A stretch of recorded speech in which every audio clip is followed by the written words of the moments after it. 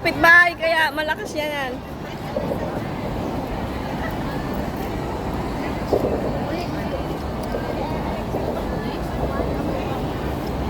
Kumusta ang isang linggo mga ding? Ito. Saan muna tayo? Struggle. Oo, Hindi ako ngayon napagalitan isang linggo. Praise the Lord. Tamang-tama yung ano natin ngayon kasi ito ginagamit natin lagi eh. Yung sinasabi natin, ini-encourage natin yung iba, maging ang sarili natin. Walk by faith, not by sight. Live by faith, not by sight. So, tingnan natin, ano ba ang ibig sabihin ng faith o pananampalataya? Yung basta lang ba sasabihin mo na maniniwala ko sa Diyos, naniniwala ko sa Diyos, naniniwala ko sa Panginoong Jesus, ganun lang, ay faith na yon? Hindi. So, ngayon, dahil ito lagi natin ginagamit sa araw-araw, alamin natin ano ba talaga ang pananampalataya o faith sa English o belief. No? So, ready na? Wala na makikita sa live na nagsasariling grupo. So, yung aaralin natin ngayon, ano ba ang faith? No? Paano nadi-develop yung faith na sinasabi natin? No? Kasi kung every time na nakikinig tayo ng salita ng Diyos, pero wala naman tayo doon na presently, physically present, pero hindi tayo nakikinig, paano nga ba madi-develop yung faith natin pag ganon? So ngayon, balik tayo sa basic lesson. No? Para sa ating lahat ito. No? Para yung life of faith natin lalong tumatag, lumalim, no? Tumibay. Kaya sa ating naririnig man natin o bukang bibig man natin, kailangan pa rin natin ito ng mas malalim na explanation, no? Para bago sila mag-intro. So, may Bible kayo? Sabay-sabay natin basahin. 2 Corinthians chapter 5 verse 7. 7 letra. 1, 2, 3. Ready na? 2 Corinthians 5:7. Sabi dito, we live by faith, not by sight. 7 letters ba? We live by faith, not by sight. So ito rin yung ano natin, yung title ng message natin, walk by faith, not by sight. So bago tayo mag-umpisa, let us pray. Father, once again, we thank you so much for this day. Muli, Panginoon, ginather mo kami sa lugar na ito upang sama-sama muli kami, Panginoon, na magkakapatid, na ikaw ay aming sambahin, purihin, dakilain, higit sa lahat, Panginoon, tanggapin ang spiritual na pagkain para sa aming spiritual life, upang higit pa kami, Panginoon, maging matatag, malakas, dahil alam namin na sa bawat araw ng aming buhay, maraming mga pagsubok na darating. But thank you so much sa iyong mga pangako, sa iyong mga salita na siyang panghawakan namin sa araw-araw. Kung kaya't napagtatagumpayan namin ang mga pagsubok na yan. Lord, thank you so much sa katagumpayan muli sa buong linggo at ito, Panginoon, sa araw ng aming mga pahinga. Dinala mo muli, Panginoon, ang aming panyapak sa lugar na ito. Wala man kami, Panginoon, sa physical building.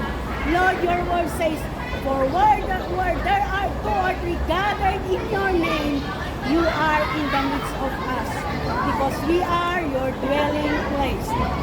Lord, thank you so much, because we do believe that you have already prepared our hearts, the spiritual bowl, kung saan namin ilalagay ang mga salita mo, Panginoon, na aming tatanggapin. Salamat dahil binuksan mo rin ang aming spiritual na pangunawa.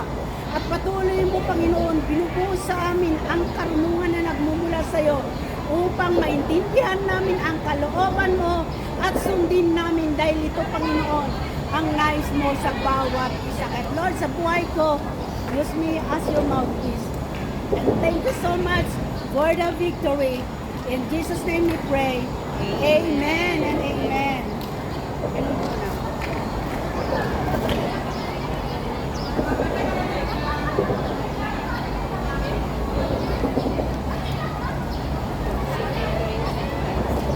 So ulit, yung ano natin kanina, sa 2 Corinthians 5:7, we live by faith, not by sight. So, ano ba yung, what is faith?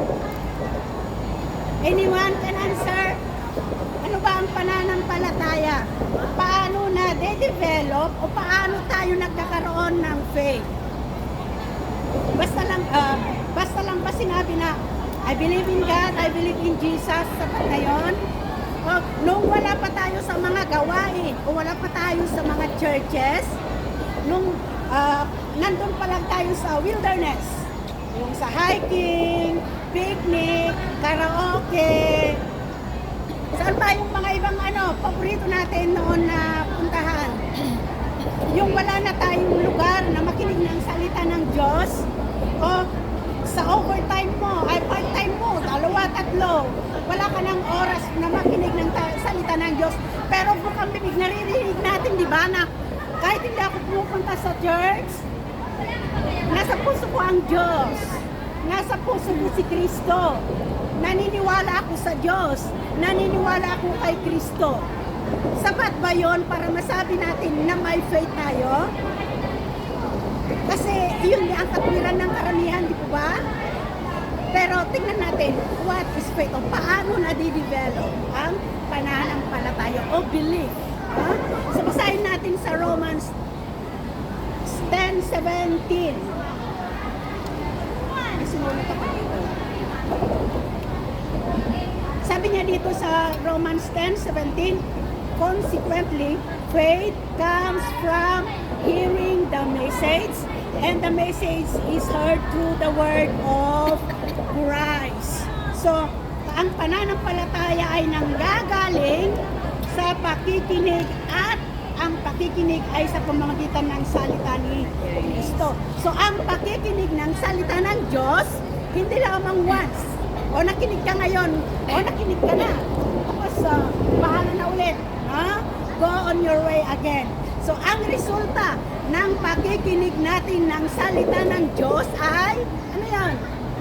Ito yung sinasabi natin na faith. So, magkakaroon lamang tayo ng pananampalataya kung na mayroon tayong naririnig na salita ng Diyos. Hindi salita ng Satan, kasi dalawang salita din, no? Tandaan natin, mayroon dalawang binhi. Binhi ng Diyos, ito yung truth. Binhi ni Satan, ito yung false lies. Ito yung good and evil. Half truth, half lies. So half truth, half lies is still evil in the eyes of God. Wala tayong, hindi natin pwedeng i-justify na may truth naman, kaya lang yung false. Still, in the eyes of God, false pa rin yun. Kaya nga sabi niya sa Revelation 22:18, huwag nating dagdagan, huwag nating bawasan ang scroll o ang salita ng Diyos. So, Bible must interpret Bible. So, tandaan natin, nagkakaroon lamang tayo ng faith o ang resulta ng pakikinig natin ng salita ng Diyos katulad ng ginagawa natin. Wala man tayong oras sa 6 days sa bahay ng ating amo na makinig ng salita ng Diyos, sikapin natin na bigyan ng oras sa araw ng ating pahinga. No? Ilang minuto lang naman, 30 minutes, 45, di ba? Para yung faith natin ay ma-develop. So, tandaan natin, na-develop o ang resulta ng pakikinig natin ng salita ng Diyos ay pananampalataya. Ito yung sinasabi nating faith. Paano ba natin paniwalaan? O how can we believe kung wala tayong naririnig about God, about Jesus? So, how can we believe in God? How can we believe Jesus if we don't know God and we don't know Jesus? Because knowing God, knowing Jesus is through hearing the Word. Because in John 1:1, ulit-ulitin natin, God is the Word. Jesus is the Word. So, if we want to know God, if we want to know Jesus, we must know and understand His Word. So, dito na tayo sa pamagitan ng pakikinig ng salita ng Diyos, nagkakaroon tayo ng faith o pananampalataya. So, katulad ko, how can you believe in me kung naririnig mo lang nagkwekwento siya about sa akin, hindi mo ako kilala? So, maniniwala ka ba sa kwento niya about sa akin, hindi mo ako kilala? Same sa Diyos. How can you believe in God? How can you believe in Jesus if you don't know God? You don't know Jesus. And you can only know God and Jesus through the message, the Word of God. So maliwanag? Maliwanag. Kaya huwag tayong mga tuwiran, no? Na isa lang nga lang ang pahinga, pupunta pa ako dyan, ang init-init. Mag-relax naman ako. Iyon ang iniling ng Diyos, di ba? Ang oras natin na pakainin. Busog na busog tayo sa ating physical food.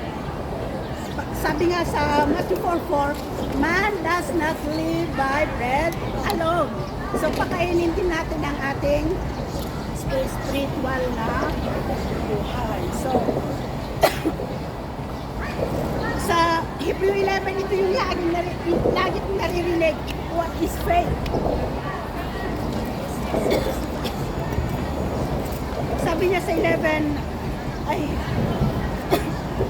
Hebrew 11, now faith is being sure of what we hope for and certain of what we do not see. Sa Tagalog, ang pananampalataya ay ang katiyakan sa mga bagay na inaasahan, ang panindigan sa mga bagay na hindi nakikita.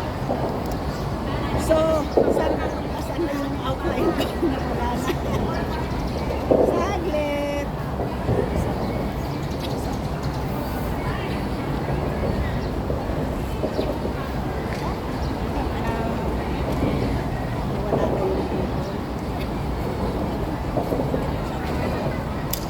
So, faith is not based on our emotions or circumstances, but on God's revealed truth. Bakit may specific na truth? No? Kasi may lies. So, in every time, ano natin yung naririnig natin. Whether it is the truth or whether it is lies. Kasinungalingan. So, paano natin gagawin and paano natin i-apply sa ating buhay? Regularly immerse ourselves in God's Word to grow our faith. So, para mag-grow, mag-level up yung pananampalataya o belief natin sa Diyos, anong gagawin natin? Immerse. Ibig sabihin, lagi tayong makinig o lagi nating pakainin ang ating spiritual na buhay ng salita ng Diyos. So, this is the only way para mag-grow tayo spiritually. No? Immerse ourselves. Pag sinabing immerse, di ba ilbog? So, spiritually, anong gagawin natin? Take and take, pakainin natin ng pakainin ang ating spiritual na buhay ng salita ng Diyos. So, ayun yung una, dito about sa text natin, what is faith, o paano na-develop yung faith natin, o paano tayong mag-grow, no? Paano mag-grow yung faith natin sa pamagitan ng immersing ourselves with the Word of God. So, pangalawa, napuntos natin, faith requires trusting in the unseen. Sabi niya sa text natin, we live by faith, not by sight. Bakit nga ba? Sinabi ng Diyos na lumakad tayo sa pamamagitan ng pananampalataya, hindi sa pamagitan ng ating paningin. Dahil ang paningin natin, limitado. Limitado. Hindi natin nakikita our future. Nakikita ba natin yung future natin sa pamagitan ng ating paningin? With our eyes? Hindi. Pero pwede tayong mag-imagine, di ba? Pwede tayong mag-imagine. Pero imagination lang yon. Imagination lang yon. Ipikit mo lang. Tapos mag-imagine ka na. Yun na yung future mo. Pero sa'yo lang yon. Sa'yo lang yun, imagination mo. Kasi ang plano ng Diyos, yun pa rin ang masusunod. Sabi niya, our physical sight is limited, but faith allows us to trust God's plan even when it is unclear. So, sa Proverbs 3:5-6, sabi niya dito, trust in the Lord with all your heart and lean not on your understanding. Diba? So, ibig sabihin, at sa verse 6, ano mo sa verse 6? In all your ways, acknowledge Him. So, sa acknowledge Him, sabi niya dito, be ever mindful of God and serve Him with a willing and faithful heart. So, meron sinabi niya dito, and He will make your path straight. So, He will, ibig sabihin, hindi niya itutuwid lang na di ba? Ay, hindi niya lang niya itutuwid. Kasi along our path, maraming obstacle, di ba? Pero, paano niya itutuwid? Pag i-acknowledge natin ang Diyos sa bawat lakad natin, itutuwid ito ng Diyos. So, ibig sabihin, God will remove all the obstacle na hindi mo nakikita in His own way sa kanyang kaparaanan. So, nakikita mo man yung bato dyan na kung dadaan ka, matitisod ka. Yun ang nakikita mo. But by faith, sa kaparaanan ng Diyos, gagawa siya ng way upang hindi ka matisod sa bato na yon, no? So, hindi man natin nakikita yung ways ng Diyos, but by faith, sabi nga niya nito, He will make a way. Aalisin niya yun. So, hindi naman literally na bubuhatin niya yung bato, nakikita mo at ililipat. So, ano ba yung mga obstacles sa buhay natin? Marami, di ba? Yung mga problema natin, main na problema natin dito is ganon. Na, buti pa yung, yung pera may tao. Yung tao walang pera. Diba? Yun yung sentimento natin. Pero, ngayon, hindi mo alam kung paano mo i-ubay. No? But by faith, yun yung paano ba natin i-apply yung faith sa mga sitwasyon natin ganito? Kung meron kang salita ng pangako ng Diyos na pinapanghawakan, yun ang i-apply mo sa buhay mo. Pag sabi mo, pag nanghihina ka, o hindi mo alam yung, o nabibigatan ka na, di ba pangako ng Diyos, I will never leave you. No? So, feeling mo nag-iisa ka, feeling mo, you carry pasan-pasan mo ang buong mundo, no? Pero sabi nga, panghawakan mo yun, Lord, pinapanghawakan ko ang yung salita mo. Sabi mo, hindi mo ako iwan, hindi mo ako pababayaan. Sabi mo, ito ang nais mo sa akin, magkaroon ng buhay na masagana, masaya, pamilya na masaya. So, ganun natin i-apply yung salita ng Diyos na tinatanggap natin. Ito yung faith na sinasabi natin. Halimbawa, meron kang karamdaman. Paano mo i-apply yung faith mo sa karamdaman mo? So, through prayer and yung salita ng Diyos. Kaya nga, napakahalaga yung meron tayong tinatanggap na salita ng Diyos dahil dito natin i-apply. This is how faith works. No? Kung may karamdaman ka, di ba in Isaiah 53, sabi mo sa salita mo, that by your stripe I am healed. Ang sakit ko, ipinako na noon 2,000 years ago. You have carried my pain, my sicknesses. That by faith, hindi ko man nakikita how you works in my life. Kung paano mo tanggalin ang sakit ko, o ang buko ko, or whatever. But by faith, I hold on to your promises, oh God, and I claim it. Yun yung declaration natin. No? In every situation sa buhay natin, this is how faith works. No? By applying the Word of God that we have received.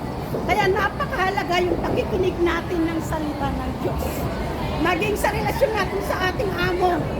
Diba, stress tayo? Wala tayong allowance. Ang dami kuya. Nangihina ka na, alas 12 mo pa lunch. Binibilang lahat-lahat. But you have the Word of God. Taglay mo yung salita at pangako ng Diyos. Sabi mo, Lord, you are my strength. Nanghihina ako physically. But your word says, your strength is my strength. And you will provide all my needs according to your riches in glory. And the food is on the table. Amen. Ganun natin i-apply. Ganito natin i-apply yung sinasabi nating faith. We cannot apply faith without exercising or without the Word of God. So napakahalaga yung i-apply natin na declare mo. Use your lips and declare it. Lord, I declare it. Nandyan na. Because God who promised unto us is a living God. What He promised, He will fulfill. Kaya tayo naniniwala o meron tayong faith, nananampalataya tayo sa Diyos dahil lahat ng kanyang pangako mula Genesis to Revelation, He fulfilled it. No? That's how our faith works. Because everything God promises, He fulfills it. So, huwag tayong manghina, no? Mga kapatid. So, sabi nga, huwag tayong magtiwala. So, sa application natin dito, surrender our doubts. Paano natin surrender? Siyempre through prayer. Our fears, and choose to believe God promise. So, ang halimbawa dito, buksan natin sa Genesis 12:1-4. Si Abraham.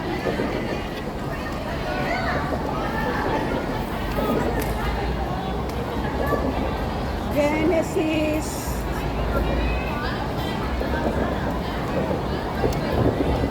sa Genesis 12:1-4, sabi ng Diyos kay Abraham, the Lord said to Abraham, go from your country, your people, and your father's household to the land I will show you. I will make you into a great nation, and I will bless you. I will make your name great, and you will be a blessing. I will bless those who bless you, and whoever curses you, I will curse. And people on earth will be blessed through you. So Abraham went as the Lord had told him, and Lot went with him. Abraham was 75 years old when he set out from Haran. So, ito yung utos ng Diyos kay Abraham. Abraham pa noon, hindi pa Abraham. So, si Abraham sumunod.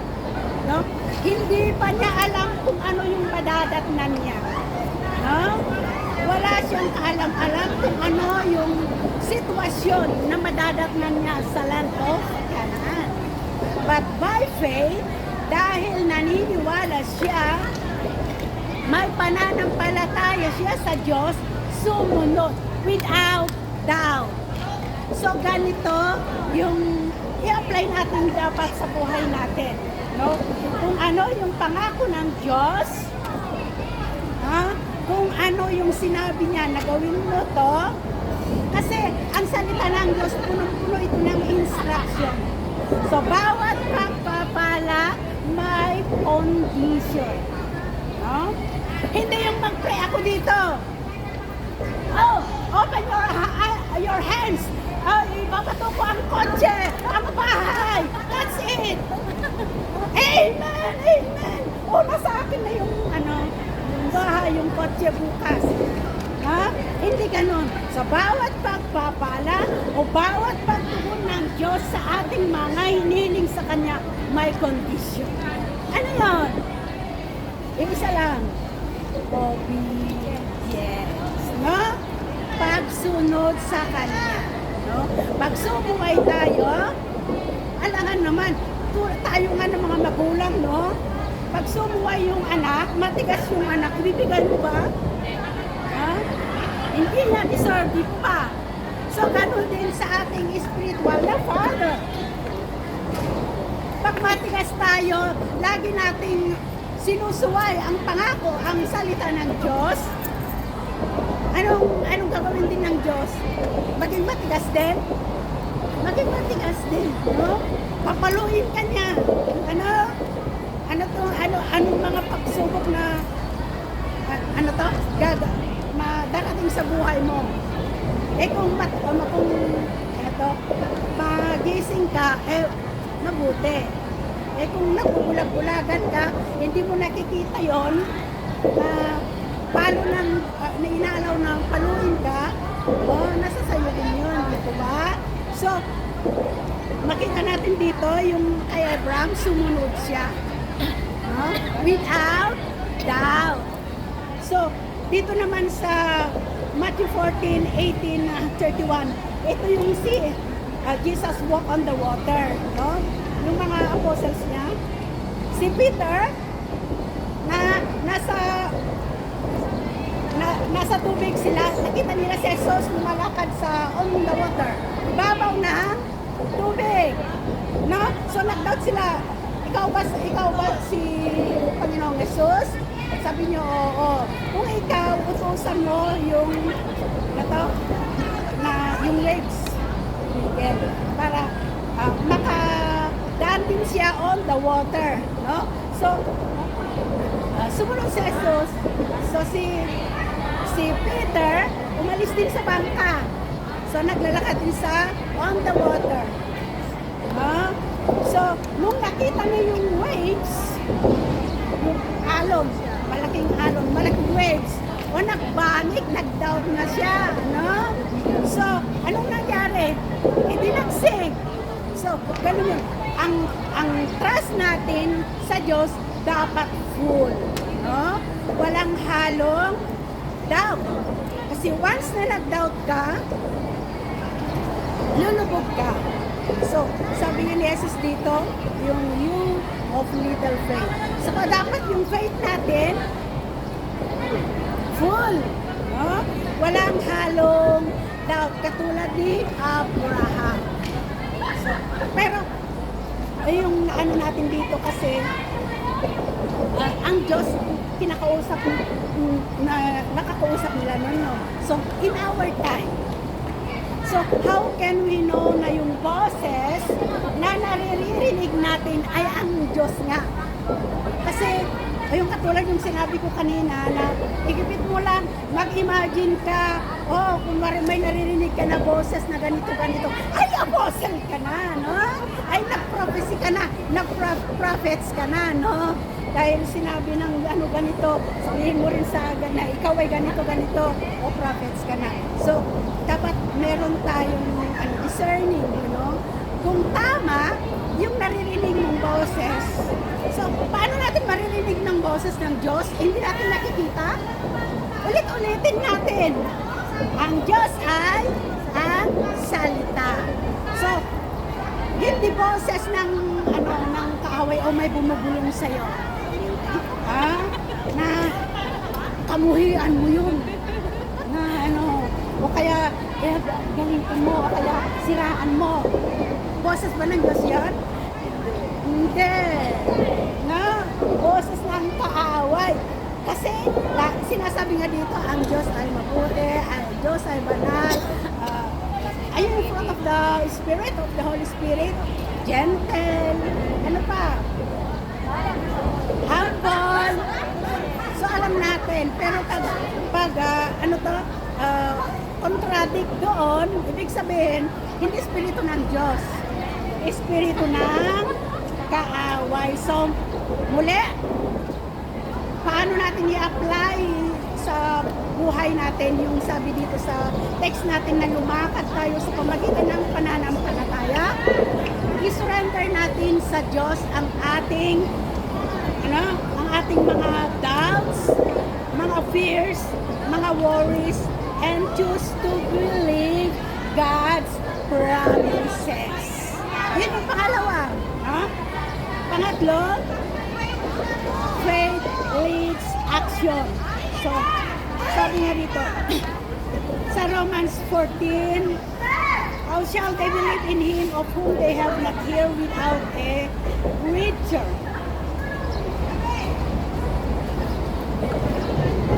Romans. Sabi niya sa James 2:17, faith by itself is not if it does not have work is dead. So, maliwanag, no? Ang pananampalataya na walang action o walang gawa, ito ay may tuturing na patay. So, anong gagawin natin? Step out in faith to share the gospel. So, nagkaroon tayo ng faith, no? Dahil may nagturo sa atin, no? May narinig tayo na mensahe ng Diyos. So, anong gagawin natin? I-share din natin ang binhi na ito, ang salita na ating tinanggap, para yung mga wala pang faith, magkakaroon din sila.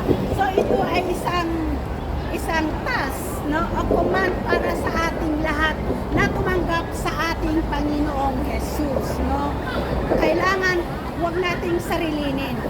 Kung ano yung tinanggap natin na magandang mensahe, ibahagi din natin para hindi lamang tayo ang may pananampalataya o hindi lamang tayo ang maliligtas sa pangalawang pagparito ng ating Panginoong Jesus. So, tandaan natin, believing in God's promises requires action.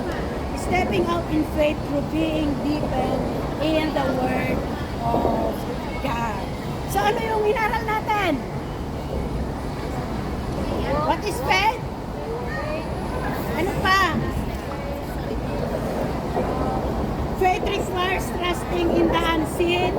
Magtiwala tayo sa hindi nakikita, no? And allows us to trust God's plan even when it is unclear. Yung pangatlo, faith leads action. Huwag tayong magtulog-tulugan. Huwag natin sarilinin kung ano yung magandang balita o yung sinasabi natin gospel, no? The good news na tinanggap natin. So, paano mag-grow ulit yung faith natin? Immerse ourselves with the Word of God. Pakainin natin ng pakainin ang ating spiritual na buhay. Kung paano natin binubusog ang ating physical, walang humpay, walang tigil, sige kain ng kain para lumobo tayo at lumakas, ganun din dapat sa ating spiritual. Para maging malakas din yung spiritual natin, tumaba, no? Maging malakas, matatag na kahit anong hamon. Gaano kalakas yung hampas ng alon, maging matatag tayo. Dahil ang pundasyon, which is the Word of God, ay tinatanggap natin. No? Ito yung dapat na gawin natin, mga kapatid. Yung para ma-develop o mag-grow yung faith natin, lagi tayong mag-gather. Wala man tayong oras sa 6 na araw na pagkatrabaho natin sa amo natin, bigyan natin ng oras yung gathering natin sa pakikinig ng salita ng Diyos. So, I pray na yung faith natin, yung life of faith natin, mag-grow at mag-level up upang yung mga pagsubok, dahil ang pagsubok hindi lamang one time, di po ba? Hindi nga natin mabilang kung ilang pagsubok na ilang trials na, ilang bundok na ang inakyat natin. Pero by the grace of God, napagtagumpayan natin at mapagtatagumpayan natin by faith. Di ba yun yung ano natin? By faith, I can move the mountains. By faith, ano pa? It's the star. By faith, I can reach the moon, I can reach the stars.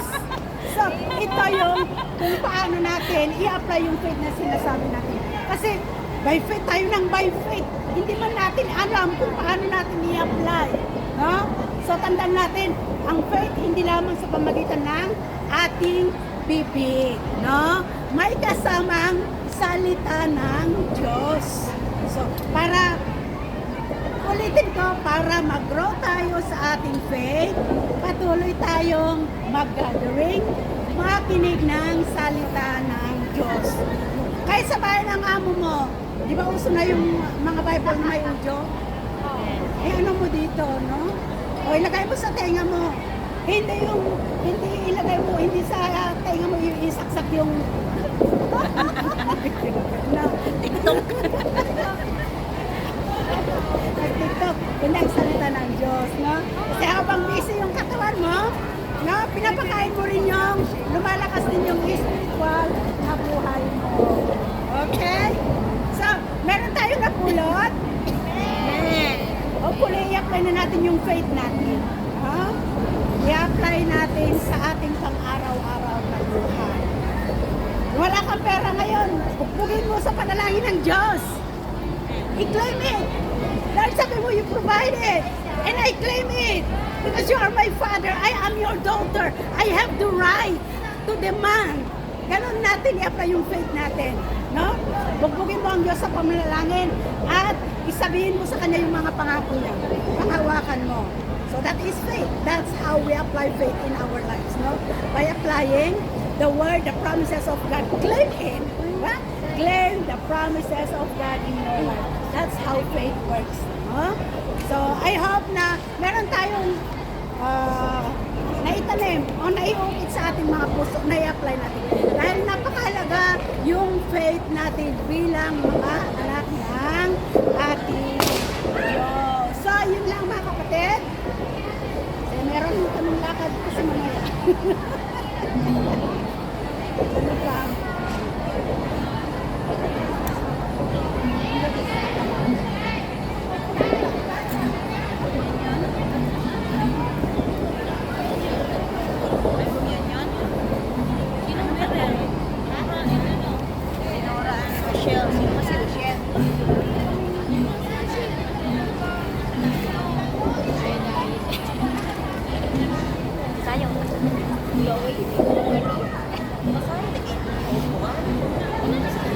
Hindi mo na ko sa mga kininchi, inigilogyan mo, kaya nga lang yung artist na karang na. Is na lang. Now, Ay, isend na lang sa atin.